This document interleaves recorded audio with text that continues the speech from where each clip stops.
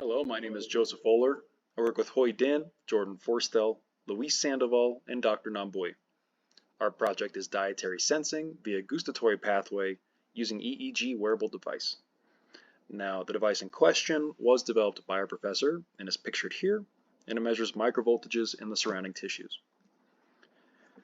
We had actionable objectives with this project. One, we wanted to expand current EEG research utilizing this non-invasive device.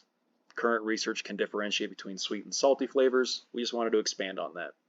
Two, we wanted to create a machine learning classifier that could predict and classify food consumption, one in real time, and then two, across various contexts and applicable to almost anyone.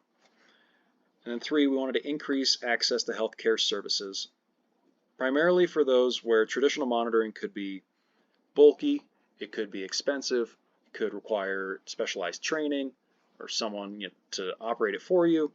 By making it more robust and accessible, potentially even open source, we could provide this access to just more people searching for dietary monitoring solutions.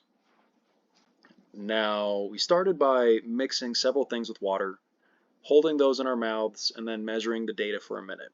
We mixed sugar, lemon concentrate, salt, tea, and then just regular old water. We take that raw data and we extracted several features from it, mostly the brain waves, and we also had some mathematical relationships between data points. These are some pretty advanced mathematical concepts, some Euclidean distances, cosine distances. We wanted to just cram as many features as we could in there to try to capture it all.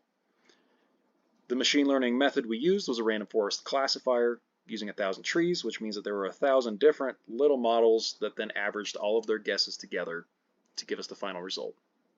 We used some PCA dimension reduction, which means that the model itself selected the dimensions and the features that were most applicable. So potentially the data only relied on one or two of the features that I just mentioned. It will primarily use those features moving forward to classify data. We split the data, train it, test it. Below we have our testing matrix.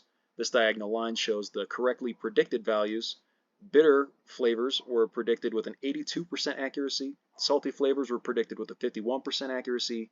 Sour was predicted with 66% accuracy. Sweet was predicted with 40% accuracy. And then water was predicted with 54% accuracy. In all, the accuracy of the model was 54%. However, some of these figures, like the bitter, give us hope that this, with a larger data set, can prove to be a user-friendly and reliable method for qualitative dietary analysis. Thank you.